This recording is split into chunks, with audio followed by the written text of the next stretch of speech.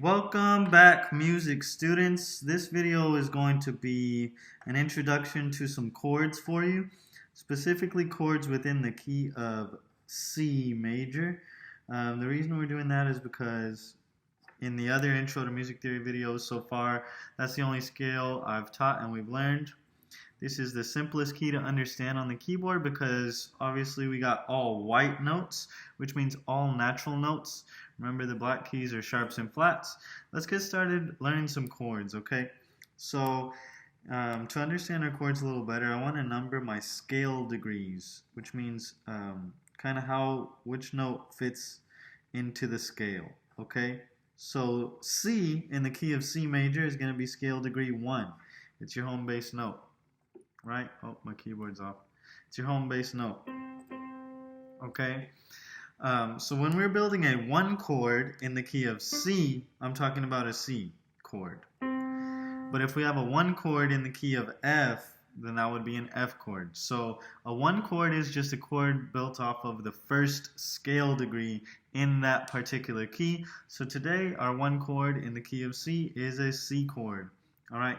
So just basic chord structure here is going to be how to build our triad. A triad means we have 3 basic parts to the chord. We're going to have a root. The root of a 1 chord is the number 1 scale degree right here. Then we're going to play the 3rd. And then we're going to play the 5th. So we know our alphabet moves forward this way, right? C, D, E, F, G. Our root is C. Our 3rd is E. Our 5th is G. That's a C major chord. That's a 1 chord in the key of C. Okay? Now, that's a triad, which means a chord that has 3 parts. But we can also have 7th chords, and I just want to throw that in there right away because it's very easy to understand. Root, 3rd, 5th, 7th. Okay? 7th chords have that 7th scale degree from whatever the root is. They add a little bit more color than just normal triads. But before we go deeper into that, let's just talk about this 1 chord even more. When you're writing music or when you're writing songs or when you're doing whatever, it's important to understand which notes are a part of the chord, right? We established that for our 1 chord. And then it's important to understand inversions or different ways to structure that same chord. This is a major chord. So the quality of the chord is called major, but we can have different strengths of that same C major chord by just flipping around which note is where, okay? So hopefully you've seen some other videos or you know the layout of your instrument well enough to find octaves. So if I know 1 C, you should know the rest of the C's, right? Here's C's. Right? I want you to find the rest of your octave E's and your octave G's. Okay, all C's, E's, and G's are going to be fair game in a C major chord. So now that we have established that, we can get started to mess with some inversions. Okay, so in a standard C major chord, C is the root and the root is in the bass. But we could also have the bass, the lowest note, be our 3rd. We could put the 3rd in the bass. We could put the 5th as the bass, okay? But just remember, in this chord, we're always going to call C the root, E is the 3rd, and G is the 5th. We'll talk about some other things about the functions of like the 3rd or things like that later. But right now, let's just worry about inversions. So here's a C major chord with C as the root. Here's another one with C as the root. Another one with C as the root. And I'm still playing C, E, G, right? These are all different versions of still the same C major chord with the root in the bass, which means the root C is my lowest note, right? A couple more. Let's do C, E, G. Can barely reach that. Okay, let's try just a few more with the 3rd as the bass note. So we don't want the root in the bass anymore. We want the 3rd in the bass. E's got to be the lowest note in this type of inversion. E, G, C. E, C, G, E, G, C. Okay, E, G, C. It's still a C major chord, right?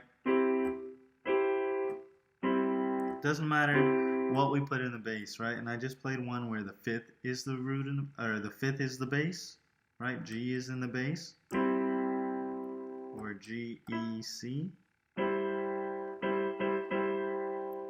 So we can have our chords nice and condensed into a small space, or we can have them spread out and open, and it all results in a different musical, emotional feeling. Okay, let's do one more. C, G, E on top, third on top. I love that one. Okay, so now you understand, how to build a basic chord, and then how to make inversions to give yourself some different possibilities. So, to build that basic triad at the beginning, right, we did play, skip, play, root, third, fifth. You can do that as long as you know the correct notes within your key, okay? So that's why we're using the key of C, because I can just play, skip, play on the white keys only, all natural notes. But in a different key, you can't just play, skip, play, random keys, right? Make sure you're doing play, skip, play within the key signature, which means know the correct notes of the scale, and then you can kind of do that play, skip, play. Okay? So that's how we build a one chord. But how would we build a different chord? We're just going to try one more example for the day. Let's go for a 5 chord, right? In music theory, the most basic common chords to come across are going to be 1 chords and 5 chords, tonic and dominant. Okay, so a 5 chord in the key of C would be a chord based off of the 5th scale degree, 1, 2, 3, 4, 5. So a 5 chord in this key is a G chord. Okay, so G is my root. Now my third would be a B. And my 5th of the chord is, what note is that? It's a D, right? My octaves over here, G, B, D. Now in 5 chords, it's pretty common to have a dominant 7 chord, which means make sure to add the 7th, okay? 5, 7. We just go 2 more notes up. There's my 7th. So root, 3rd, 5th, 7th. These are unlabeled over here, but let's just realize this is a D. And this is an F. So the 5 chord in the key of C is always going to have G, B, D, F. And I included that 7th in there, the F, on purpose.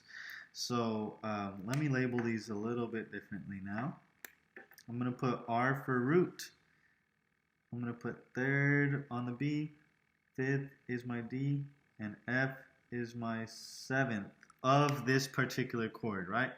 So again, which notes are fair game anywhere on the keyboard? G, B, D, and F, all right? G, B, D, and F all over the place. Okay? So you see we've labeled some, and now we have a lot of different options with this chord. If we want to just include that root, 3rd, 5th, 7th in any different way, we're going to be able to play some different 5, 7 chords, dominant 7 chords.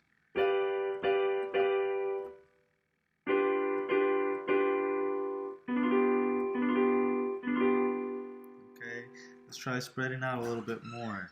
F, B, G, D.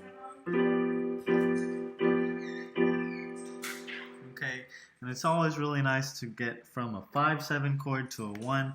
So that's just the last thing we're going to demonstrate before we go here. Remember the 1 chord had C, E, G, right? I want to hit my 5-7 and then come to a 1 chord. So G, B, D, F is going to travel to C, E, G. Okay, 5-7 to 1. 5-7 chord to a 1 chord. That's some basic music theory to get you started on chords within the key of C, right? So if you want to do that within any other scale or whatever, you're going to have to know that different key and the correct notes within the scale. Alright? That's all for this video. We could talk more about some other chords in the key a little later. But thanks for watching.